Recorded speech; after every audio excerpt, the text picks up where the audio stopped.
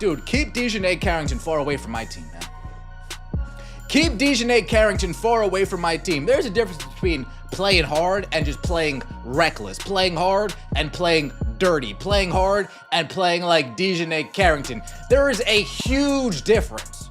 The Paige Bueckers nightmare, how the WNBA's reckless play crisis is derailing a generation.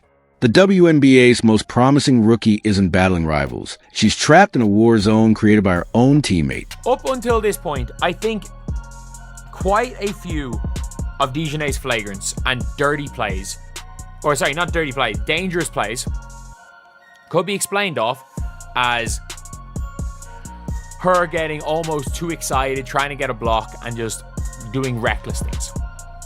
Whereas this play cannot be explained off by that. This play cannot be explained off by that. And like, you've got this is the commentator. This is the commentator. Whoa! Paige Bueckers, the #1 draft pick hailed as basketball's next icon, is sidelined, not by fierce competition, but by a concussion that's part of a disturbing pattern plaguing the league. While she fought to recover, her teammate DiJonai Carrington escalated her reign of terror, hair-pulling assaults, flagrant fouls, and even mocking injured rivals on Instagram Live. Is right here. That's a hard foul, and she does get her in the face. Did she come back and hit her in the face? My goodness, I told y'all, she's a professional UFC fighter. When she's coming down with her hand. I mean, this is just not a good look for DiJonai Carrington. I'm telling you, she's on thin ice, bro. This isn't basketball, it's brutality, and the league's silence is enabling a career-ending disaster. I don't believe DiJonai Carrington is going to make it throughout the season, man.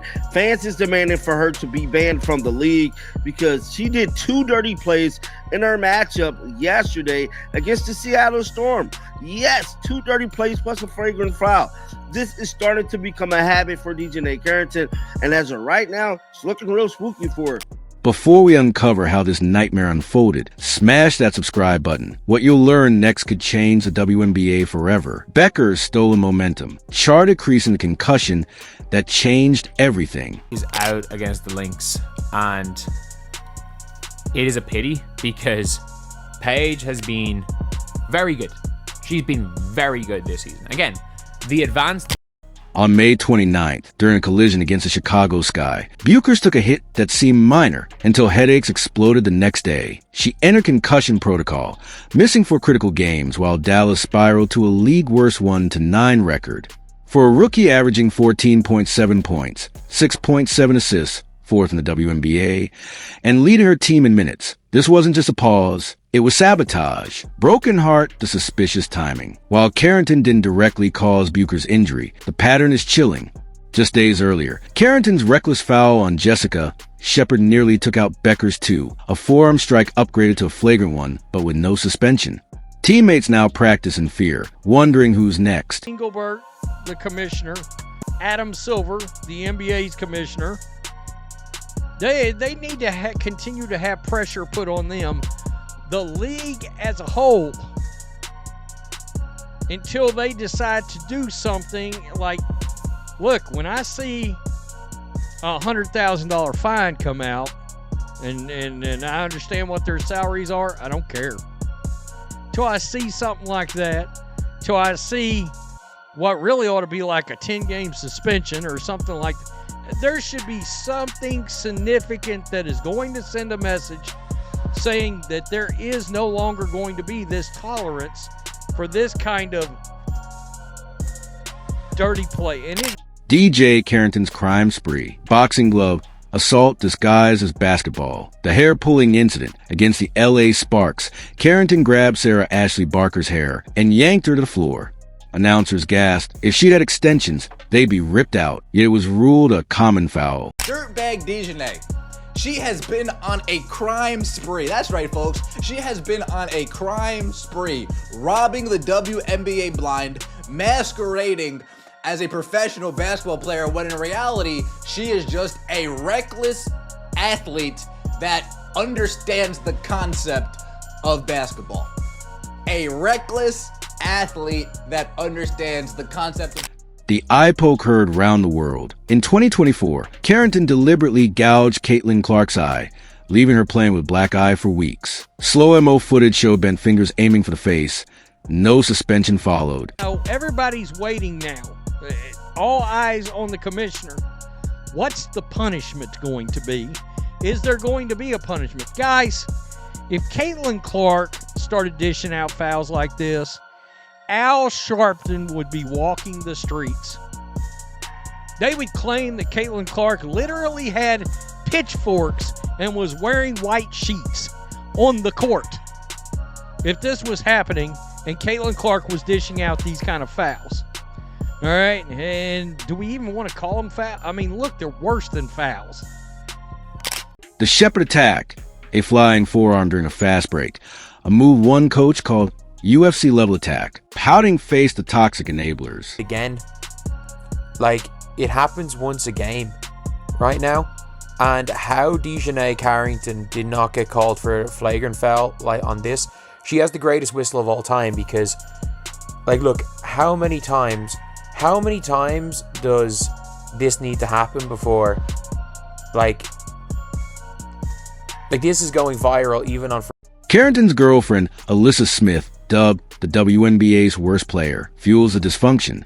Their Instagram live mockery of Clark's injury exposed their disregard for the sport. When Smith accidentally poked Carrington's eye on stream, they laughed. Now you know how Caitlin felt. The Dallas Wings leadership didn't just overlook DiJonai Carrington's history of volatile play. They actively weaponized it. CEO Greg Bibb hailed Paige Bueckers as transformative for the franchise, praising her ability to move the needle both on and off the court. Yet behind the scenes, the front office doubled down on Carrington, a player whose aggressive fouls and hair-pulling incidents had already sparked league-wide controversy. This wasn't ignorance. It was a cold calculation that talent could eclipse toxicity.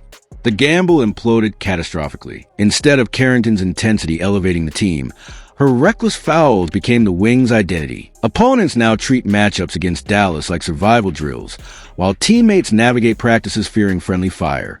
The front office's recent trade for center Liueru, a desperation move amid their 1-11 collapse, exposes their flawed logic. Stacking talent can't fix a culture rotting from within. Bibb's vision of a new era now resembles a hostage situation, with Bueckers trapped beside a human time bomb the front office refuses to defuse. Psychological warfare, the invisible injury. Paige Bueckers isn't just battling opponents or recovering from a concussion. She's enduring a silent siege. Imagine the mental toll of entering every practice wondering if your own teammate might end your season. After Carrington's late-game foul sparked viral outrage and handed rivals comeback wins, Bueckers publicly begged teammates to prioritize rest before games. The response? Carrington mocked her on social media, posting poolside relaxation videos with the caption, "Go to your rooms. We got a game tomorrow, need sleep." A direct jab at Bueckers' leadership. This is psychological warfare, disguised as teamwork. While Bueckers rehabbed her concussion, Carrington and her girlfriend, underperforming forward Alyssa Smith, turned the locker room into a clique of resentment. Their Instagram live stunt, jokingly reenacting Carrington's eye-gouging of Caitlin Clark, wasn't just unprofessional. It signaled contempt for accountability. Bueckers now navigates a minefield, performed like the franchise savior, while placating teammates who undermine her authority. No stat sheet captures this exhaustion. The dread that your next assist pass might be met with a friendly elbow. The fuse is lit. Unaddressed tension ignites fan fury. As losses pile up, Dallas's locker room fractures are spilling onto the court. Fans now openly blame Carrington for collapses, flooding forums with demands to ban the thug after a late foul against Las Vegas gifted the Aces free throws to seal the win. Even teammate Sonia Citron tweeted she can't defend her anymore. Yet the front office's silence screamed complicity. Bueckers' recent return to practice revealed the surreal duality of this crisis. Cameras caught her hugging Carrington, asking, "Miss me?" with forced cheer. This performative unity fools no one. With every viral clip of Carrington's dangerous plays, Bueckers' generational talent is being sacrificed at the altar of organizational cowardice. The question isn't whether Carrington will snap again. It's how many careers Dallas will lose before admitting their mistake. The Wings didn't just fail Paige Bueckers. They engineered a pressure cooker where survival trumps greatness. Until Carrington faces consequences, Dallas isn't a basketball team. It's a ticking bomb disguised as a franchise. The league's last chance at redemption. The WNBA's credibility hangs by a thread. DiJonai Carrington's escalating misconduct, from hair-pulling assaults to deliberate eye-gouging, demands more than fines or wrist-slap suspensions. It requires structural intervention. A minimum 10-game suspension isn't just punishment, it's a line in the sand. Every additional offense should trigger exponential consequences, 20 games, then a full season ban. The league's current flagrant foul system is broken when the same player racks up violations while officials look away. Fans aren't just angry, they're mobilized. Over 25,000 signatures flood petitions demanding zero tolerance for reckless play, citing careers cut short by unchecked aggression. These aren't emotional reactions. They're calls to preserve the sport's integrity. When Carrington's foul on Sarah Ashley Barker was downgraded to common, it signaled open season on physical play. Commissioner Engelbert must choose, protect players or enable a culture where talent excuses violence. The solution exists, escalating penalty tiers tied to video review. First offense, suspension plus fine. Second, season suspension. Third, permanent ban. Simple, enforceable, life-saving. Police Scarlight Bueckers' escape hatch. Why a trade isn't surrender, it's survival. Paige Bueckers faces an impossible choice. Loyalty to a franchise that failed her, or the chance to redefine her legacy.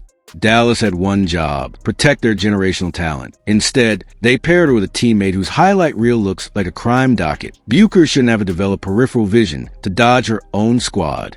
Her recent return against Phoenix wasn't a triumph, it was a trauma trigger.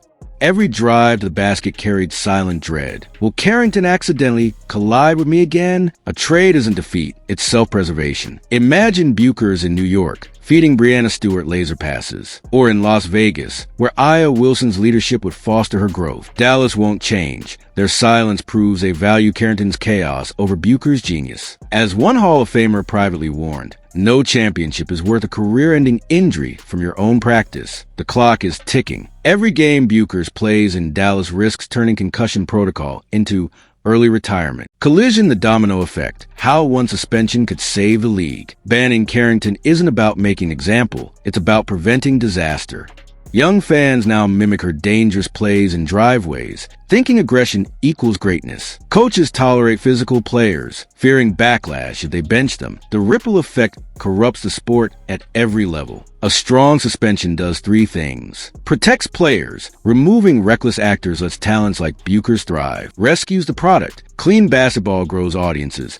MMA tactics repel them. Restores accountability. Teams will think twice before signing human foul machines. If Engelbert acts now, she saves not just Bueckers' career, but the WNBA's soul. If not, the league risks becoming a cautionary tale, where greatness went to die. A league at war with itself, the point of no return. The WNBA stands on the edge of a precipice no professional sports organization has ever faced. This isn't about one player or one team. It's about the soul of women's basketball. Commissioner Kathy Engelbert's office now holds the fate of an entire generation of athletes in their hands. Every day without decisive action sends a chilling message that violence can wear a jersey, that careers are disposable, and that the W in WNBA might as well stand for warning for any young talent entering the league.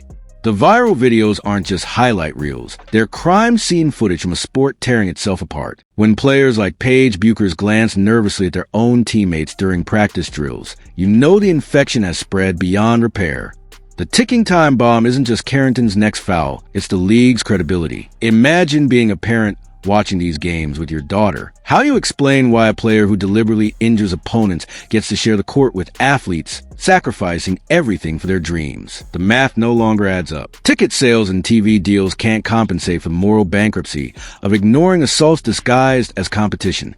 And here's the terrifying reality they're ignoring. Today it's Bueckers, tomorrow it could be Caitlin Clark, and next season it might be the entire Indiana Fever roster. When protective goggles become standard equipment rather than medical necessities, you've lost the plot of professional sports. The viral wildfire can't be contained. Petitions demanding Carrington's suspension aren't gathering signatures, they're gathering tsunamis of outrage. Comment sections have transformed into war rooms where fans dissect every frame of footage, every league statement or lack thereof, and every PR-spun apology. This isn't anger. It's grief for what the league could have been. The WNBA's social media team keeps posting highlight reels of three-pointers, while fans flood replies with clips of hair pulling and eye gouging. The disconnect isn't just frustrating, It's dystopian. When players start trending for all the wrong reasons, you haven't got a PR problem, you've got a survival crisis. The generational betrayal cuts deeper than any foul. Young athletes who grew up idolizing Diana Taurasi and Sue Bird now see their hero's legacy tarnished by association with this era of unchecked violence. High school coaches report players asking uncomfortable questions. Why should I go pro if they let teammates hurt each other? The pipeline of talent that took decades to build could evaporate overnight. And here's what Engelbert's office fails to grasp. You can't market empowerment commercials while players need empowerment from their own locker rooms. The jerseys say fearless, but the athletes are literally fearing for their safety. The financial freefall has already begun. Sponsors aren't just nervous. They're quietly running exit scenarios. When your biggest viral moments involve hospital visits rather than championship celebrations, corporate partners start recalculating. Local businesses around arenas feel it first. Fewer families buying tickets, shorter concession lines, dwindling merchandise sales. But the real iceberg is the media rights negotiations looming on the horizon. What network will pay premium dollars for content that requires constant content warnings? How do you sell advertising during games where viewers cover their eyes during replays? The WNBA's valuation wasn't built on brutality, and that foundation is cracking. The solution window is slamming shut faster than a shot clock violation. This isn't complicated physics. It's basic accountability. 3 steps could save everything overnight. Immediate suspensions for any player accumulating multiple flagrant fouls, with penalties doubling each offense. Independent review panels staffed by former players who understand competitive fire versus criminal intent. Team accountability fines hitting franchises that enable repeat offenders where it hurts. There's salary caps. But here's what keeps coaches awake. We passed the Carrington problem and entered the copycat crisis. Rookies watch these clips thinking, if she gets away with it, why can't I? Bench players see violence as their ticket to playing time. The infection spreads until every game becomes Russian roulette with elbows. And once that genie's out of the bottle, no suspension policy can put it back. The human cost has no stat sheet. Behind Bueckers' concussion protocol lies a terrifying reality. Research shows each head injury makes the next one more devastating. We're not just talking missed games. We're talking lifetime consequences. Memory issues at 30. Early onset dementia at 50. The league's negligence isn't just failing players. It's gambling with neurological time bombs. And for what? To avoid suspending one player? When trainers hide concussion symptoms to keep stars on the court, you haven't got a sports league. You've got gladiator combat with sneakers. The silent symphony from league headquarters speaks louder than any press conference ever could. Every unanswered petition, every unreturned call from medical experts, every ignored plea from veteran players composes a requiem for the league's soul. The most damning part? Engelbert's calendar shows keynote speeches at women in sports summits while her own athletes need bodyguards during practice. The hypocrisy isn't just stunning, it's Shakespearean in its tragedy. When commissioners become part-time philosophers debating the nature of physical play, while trainers stitch up eyebrow lacerations, you've lost the moral high ground. The fan exodus isn't coming. It's here. Arena seats collecting dust tell the real story. Families choosing Little League over league games. Former season ticket holders quietly not renewing. The real danger isn't loud boycotts. It's silent disappearances. And once those casual fans leave, they never come back. The WNBA spent 25 years building its audience. It could lose it in 25 days of viral violence. When fans start describing games as traumatic viewing experiences, your product isn't entertainment. It's a documentary about institutional failure. The final crossroads appears in crystal clarity now. Down one path, decisive leadership suspending problem players, implementing neurological protections, and restoring the game's integrity. Down the other, more press releases, more empty player safety task forces, and more young stars entering concussion protocols. The choice seems obvious, but power rarely chooses accountability when denial is an option. What Engelbert fails to realize is that history won't remember her for expansion teams or marketing campaigns if the league collapses under the weight of its own violence. Her legacy isn't being written in boardrooms. It's being recorded on thousands of smartphones capturing the next dirty play. The revolution won't be televised. It'll be live-streamed, clipped, memed, and dissected across every platform. Players whispering about union action. Agents quietly exploring international options for their clients. Medical staff leaking documents to journalists. This is how league suffers, not with a bang, but with 1,000 viral videos exposing their moral bankruptcy. The WNBA's greatest threat was never low ratings. It was becoming a cautionary tale about how it destroyed the purest form of basketball left on earth. This isn't about basketball anymore. It's about whether women's sports can be a safe place for greatness. The next time you watch a game, ask yourself, is this the clip that finally makes him act? Because until change comes, every dribble sounds like a countdown to disaster. The crossroads is here. The choice is now, and history is watching.